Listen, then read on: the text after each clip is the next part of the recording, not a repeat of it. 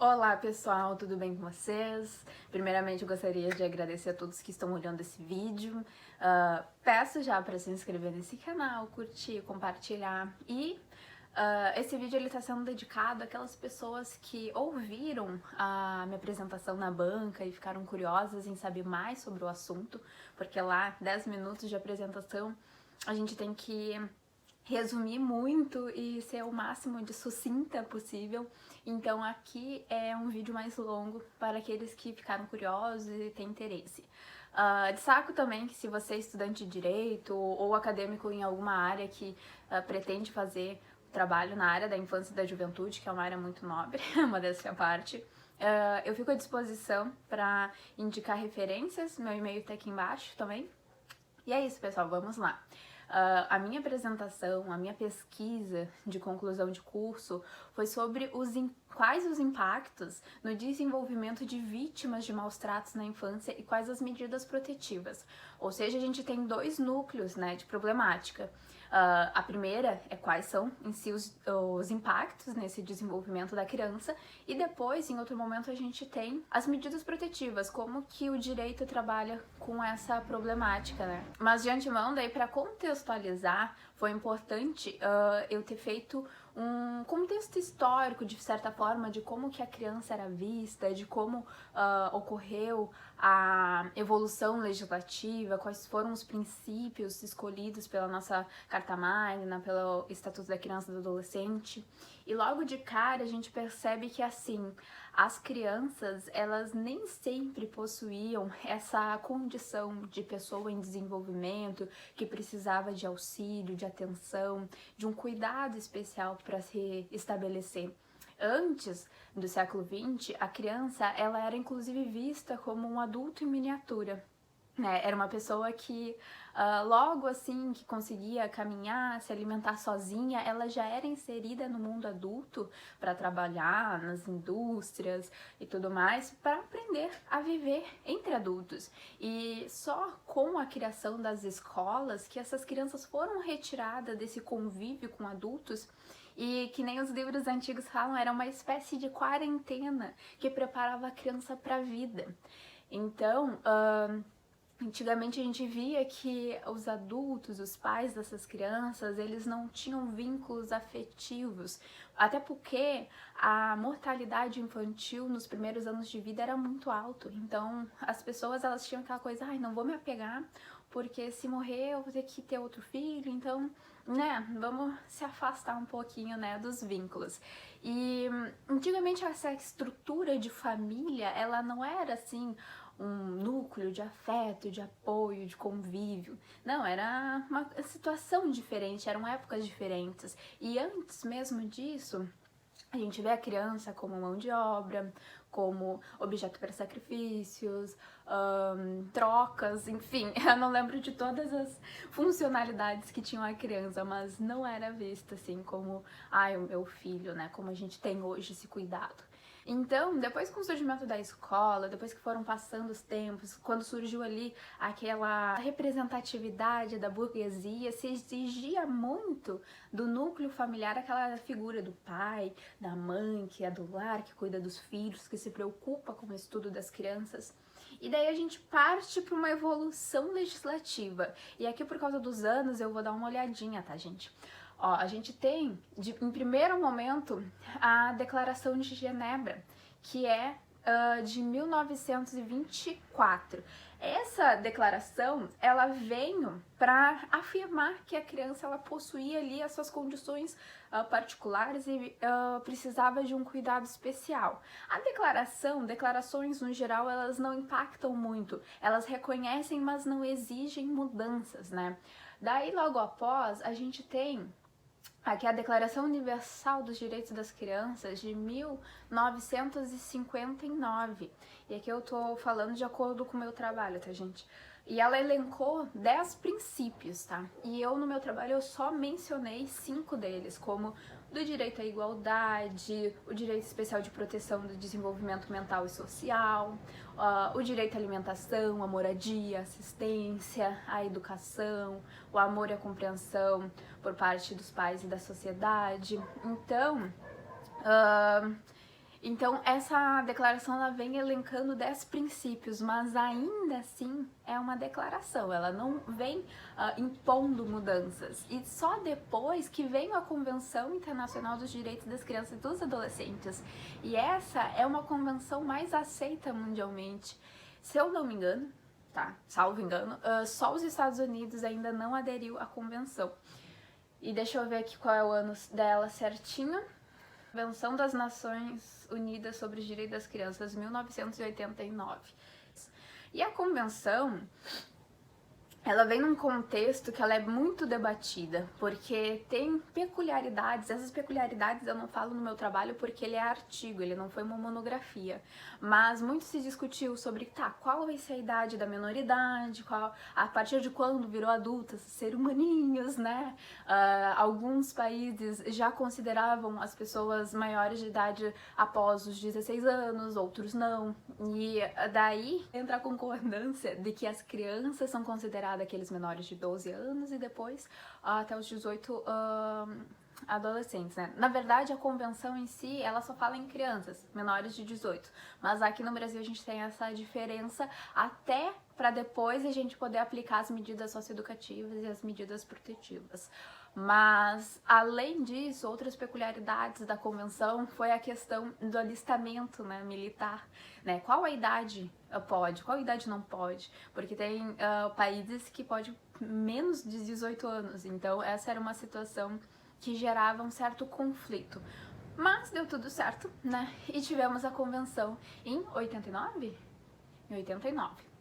E logo depois, aqui, falando do Brasil, a gente tem um contexto interessante também, que a gente tinha ali o Código de Menores, a questão dos menores irregulares, e aqui eu vou dar um salto exponencial no contexto Brasil, porque a gente tinha a questão da FUNABEM também, que ela substituiu a SAM, se não me engano, que era a SAM, que era o Serviço de Assistência do Menor, porque muitas pessoas já não a confiavam tanto na SAM, já diziam que não tinha um bom trabalho, mas depois foi comprovado que a FUNABEM também não teve um bom trabalho, né? A FUNABEM em sentido nacional e a FEBEM nos estados, né? A gente já ouviu muito falar sobre a FEBEM, até pessoas como eu que não são dessa época.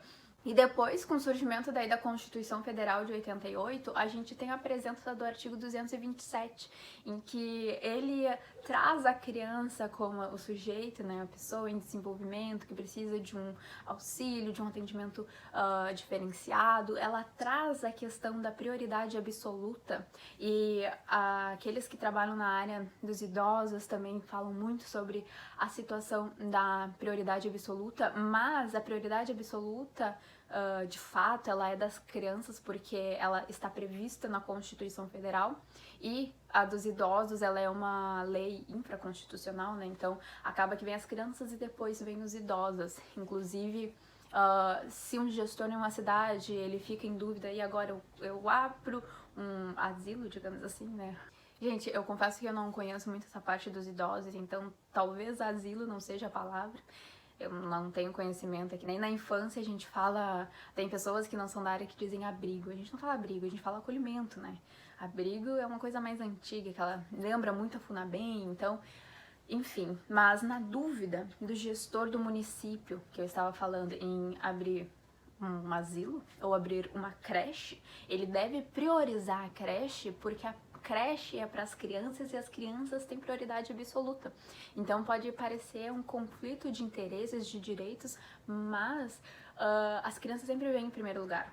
E aí vem outra questão que às vezes a gente observa muitos gestores falando: mas a gente não tem dinheiro para fazer a manutenção dos prédios, dos atendimentos das crianças, mas isso é uma questão bem contraditória. Vou ver se eu acho aqui o artigo. A gente tem um artigo pra falar pra vocês certinho a porcentagem, né?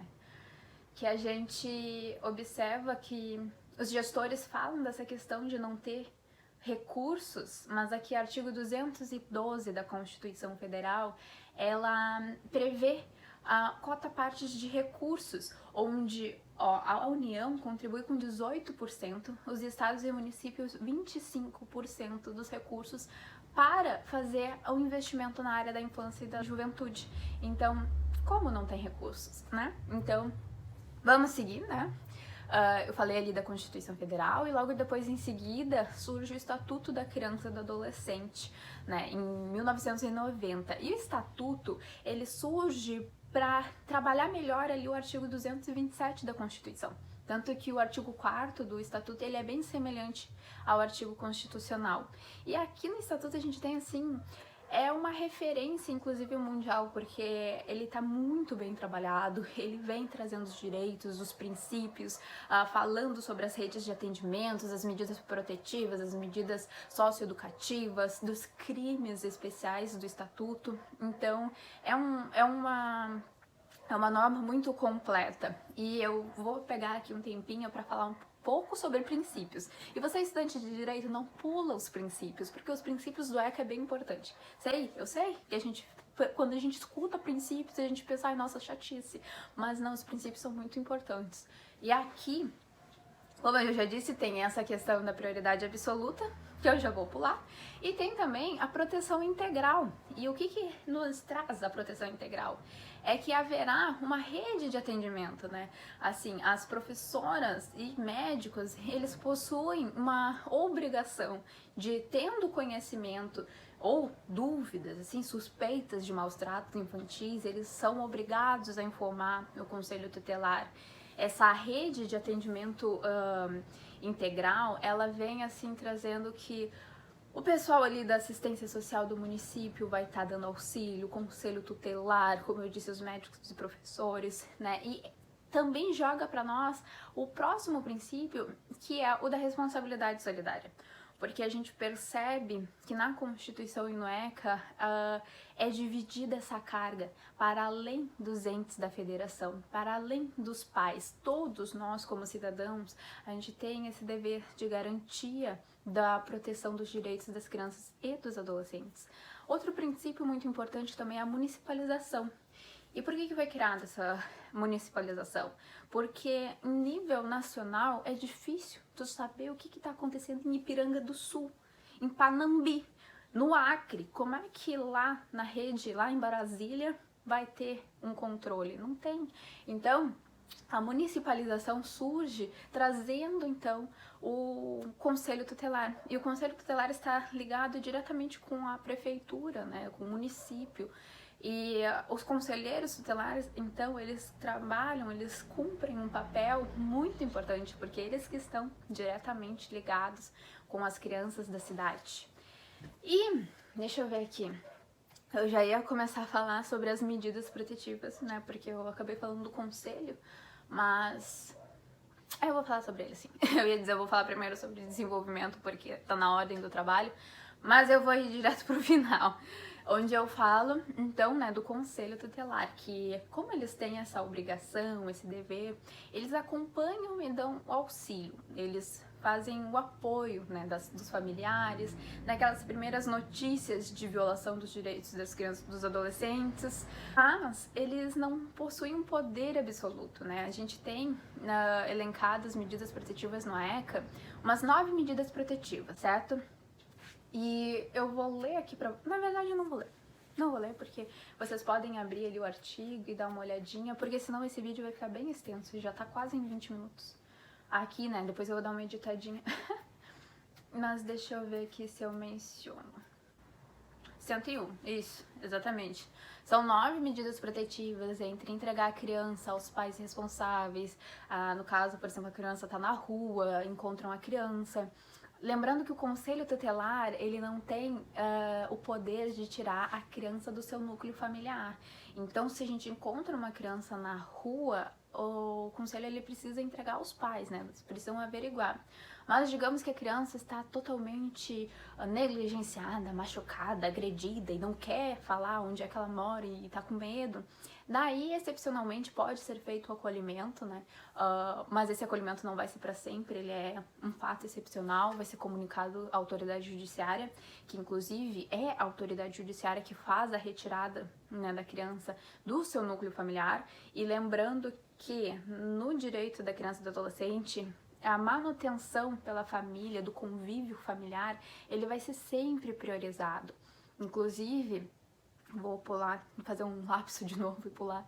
A gente viu no início do ano o caso do menino aquele no barril, acorrentado. Esse caso eu comento aqui no meu TCC também, mas eu percebi, estudando, procurando notícias, que tinha um site que falou: a criança ela tá acolhida hoje porque a tia que ficou de tutora logo após, né, o resgate do menino não conseguiu mais ficar com a criança.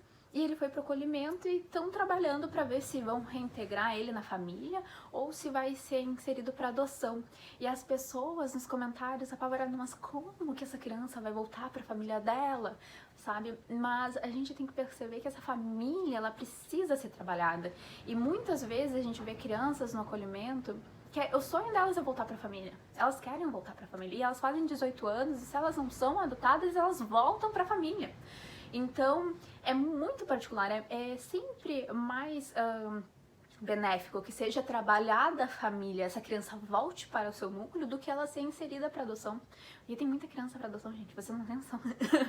Mas, fechando aqui o comentário, voltando, lembrando que essa questão de devolver a criança para a família, ela vai ser averiguada, sabe? A gente vai ser feito um estudo social pra ver por que aquela criança estava sozinha, o que ela estava fazendo na rua.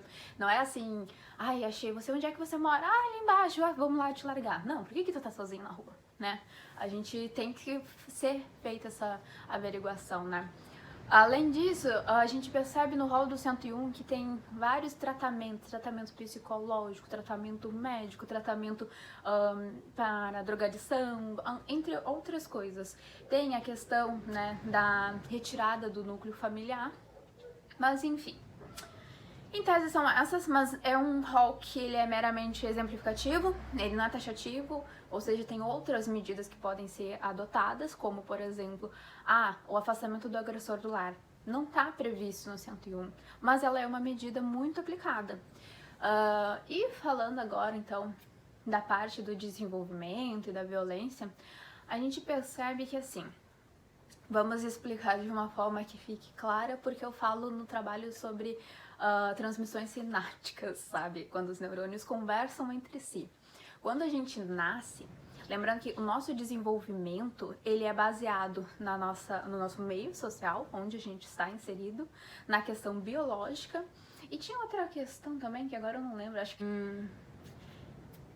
eu acho que é a psicológica, mas eu não tenho certeza, gente, é isso que eu vou ver. Psicológicos. Vocês viram que eu paro pra ver se tá certo o que eu tô falando pra vocês, e normalmente tá certo.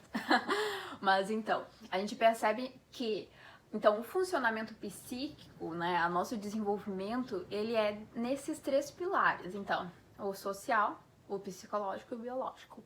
E quando a gente nasce, a gente é inserido nessa vida, no mundo, a gente já tem as nossas transmissões sinápticas prontas, né? Os nossos neurônios, no caso, porque as transmissões são a comunicação entre eles. E por que é importante a gente ter essa coisa aí de transmissão? Porque é assim que a gente vai fazer a nossa movimentação. Quando eu tô fazendo assim com as mãos, já teve na minha cabeça antes a comunicação entre neurônios que eu ia fazer isso daqui, né? Vocês já devem ter ouvido falar sobre isso.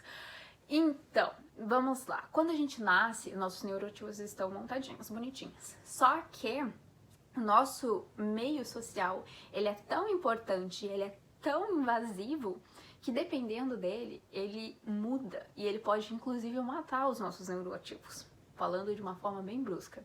Porque os traumas que a gente vive são uma forma de estresse. E o estresse no nosso corpo, ele estimula a produção de cortisol para combater o estresse.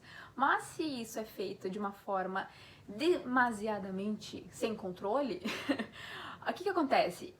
Essa produção de cortisol, ela vai matando os nossos neuroativos e a gente começa a ter um prejuízo na nossa comunicação, né, das nossas ligações sinápticas.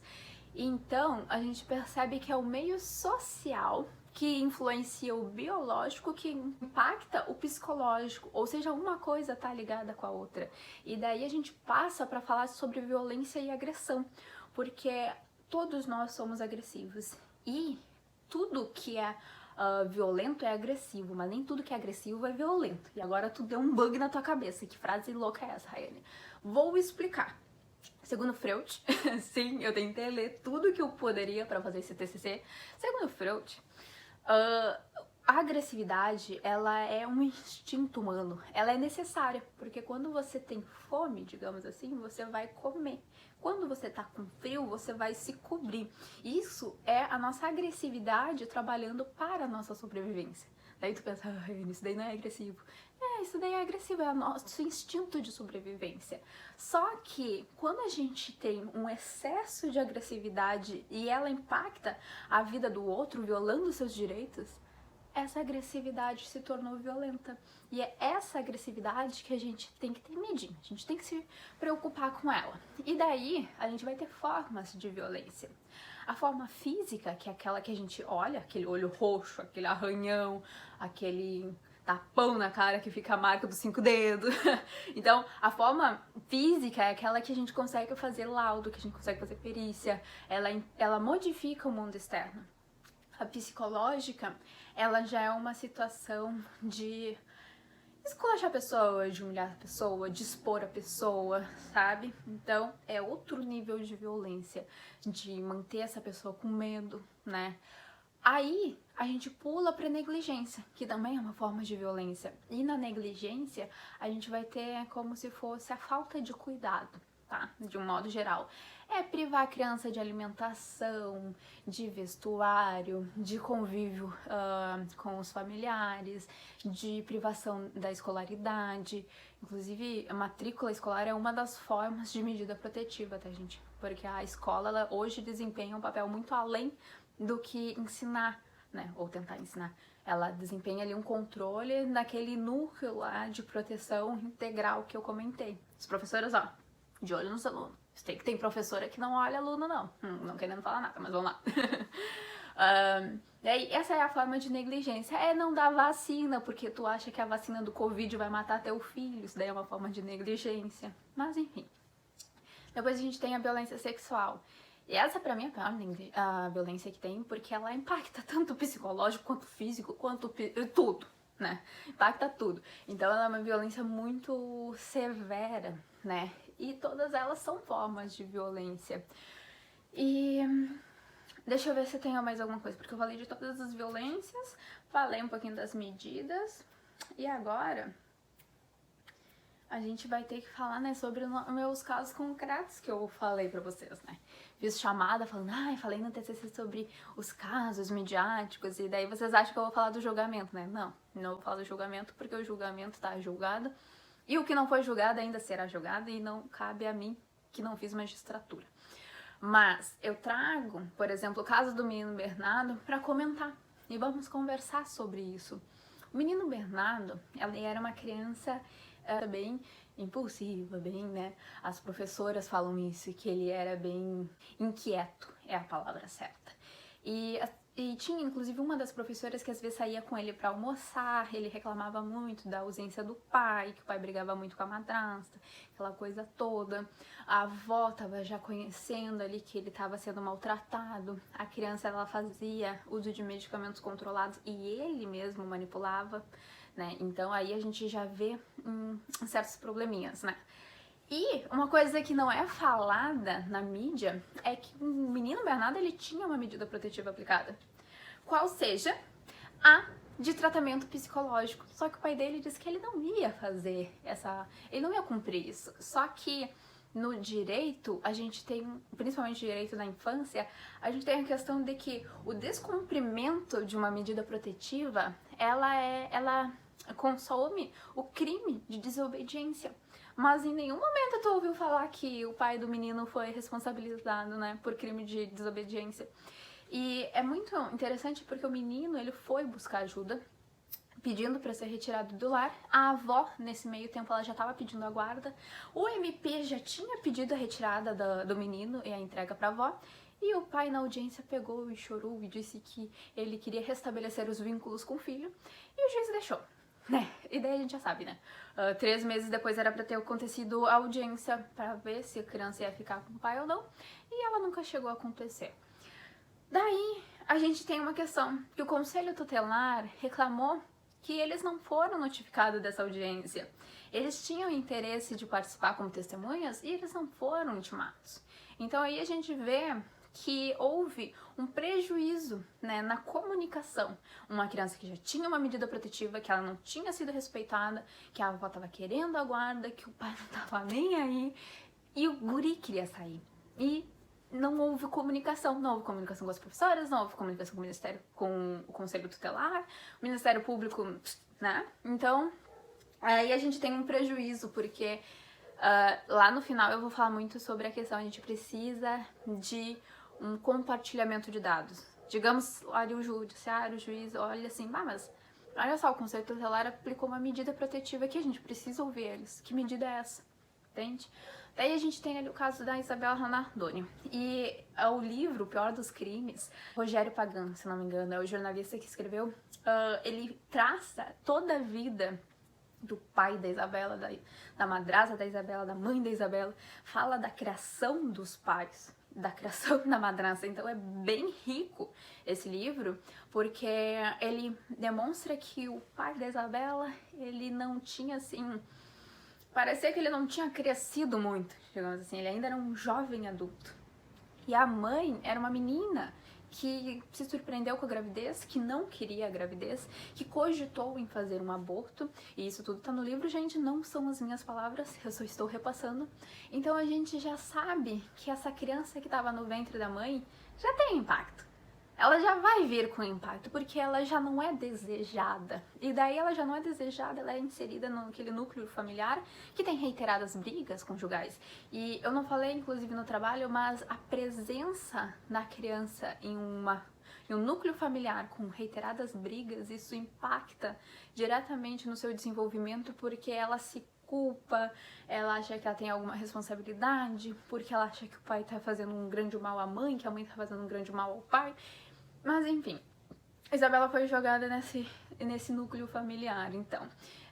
Inclusive no livro tem ali um desfecho que em um momento a mãe queria colocar a menina na creche, a avó paterna não queria, então tem aquela coisa que a criança vai pra creche, não vai pra creche, Amazona.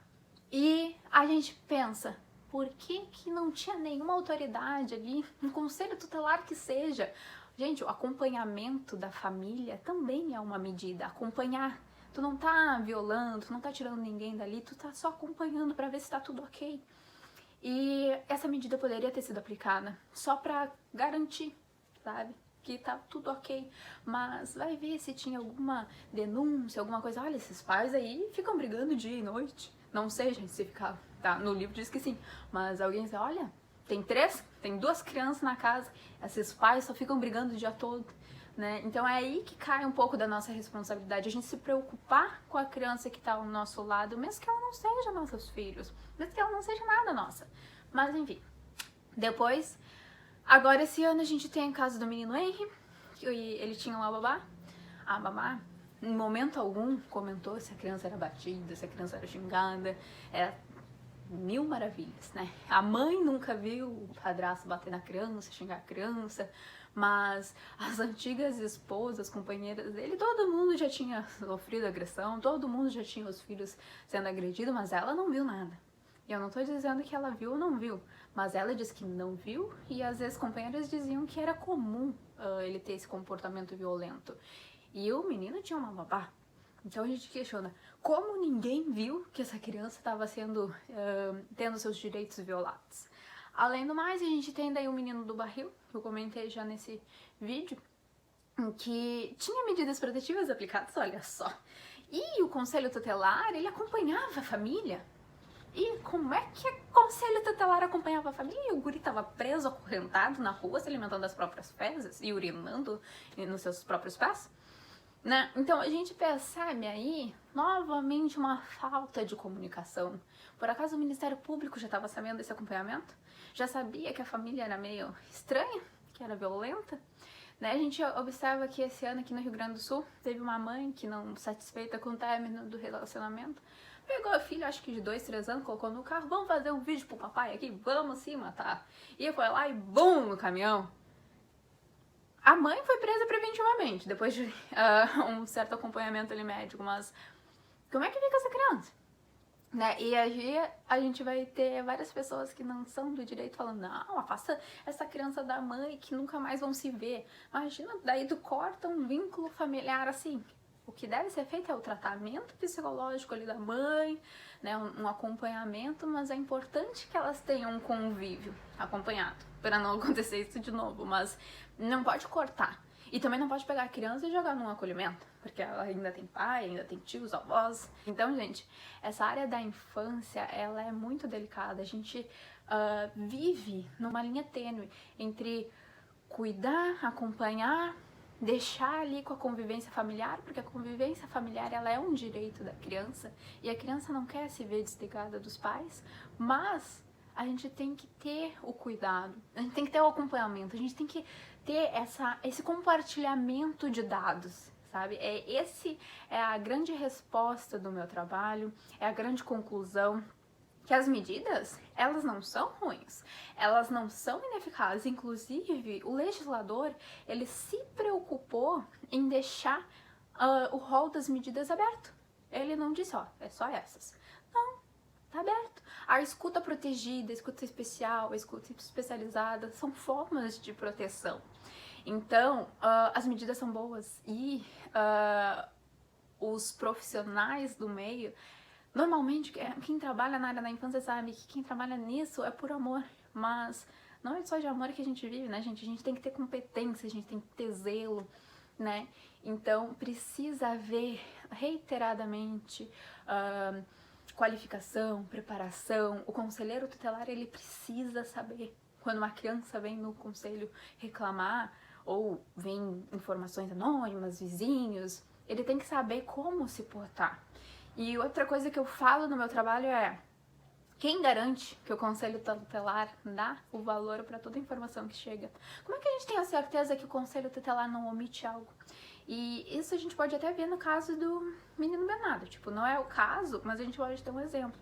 Todo mundo tinha medo do pai do guri porque era o único médico cirurgião da cidade, né? E o conselho tutelar, ele tinha um certo problema ali. Mas digamos que eles não tivessem problema e digamos que aquela coisa mais amistosa de cidade do interior, não, tá tudo certo. Então, tipo, aí é outra coisa que a gente começa a se questionar. E eu trago no meu trabalho a questão de que o Ministério Público, ele faz nas delegacias de polícia, periodicamente, um controle externo. Ali onde ele vê se todas as informações foram averiguadas, se por acaso o delegado fez algum arquivamento que não podia, aquela coisa toda, porque delegado até então não faz arquivamento, nem Ministério Público. Então, há um controle externo das informações, né, da delegacia pro MP. Mas quem é que controla o Conselho Tutelar? É isso que a gente tem que pensar, tem que ter um órgão fiscalizando isso, pra gente ter certeza que as informações estão sendo valorizadas. E a gente percebeu com o trabalho também que o desenvolvimento das crianças, eles são impactadas, e é uma coisa que não é de fora, né? É uma coisa que vem do teu interno, né? A criança, ela vem desenvolvendo isso, são a questão biológica que vem sendo modificada de acordo com o que ela passa, de acordo com as vivências dela. Então, o grande desfecho, a grande conclusão é que a gente precisa ter uma comunicação intersetorial, multiprofissional, para quando uma criança vai na assistência social, o conselho tutelar já saiba. Quando a criança chega na escola com o olho roxo e diz que caiu no chão, a professora vai ali e coloca, cadastro da criança, a criança apareceu com o olho roxo e disse que só caiu no chão. Mas como que o olho ficou roxo se ela caiu no chão? Sabe? E daí já liga ali um link com o pessoal da medicina da cidade, do posto de atendimento, daí já vai ali o conselho tutelar, sabe? Já tenta se averiguar. Eu pontuo no trabalho também que seria interessante que as escolas fizessem um acompanhamento psicológico. Todo mundo conhece na escola ali a salinha da tia, a tia do SOI, que a gente falava na minha época, né? Vai ali uma vez por semana a tia vai ali e conversa com os alunos na sala, ou sei lá, vamos lá conversar com a tia, sabe? E ser incentivado o diálogo com uma psicopedagoga, com uma psicóloga, para ser detectado esses casos. Mas, então é isso, gente, esse foi o meu trabalho. Falei um montão, 40 minutos aqui agora, sem pausar, sem tomar uma aguinha, olha, tá difícil. Mas eu espero muito que vocês tenham gostado e espero que alguém me peça alguma referência, porque eu tenho todinhas elas. E é isso, pessoal. Comenta aqui pra mim o que você achou e beijinhos!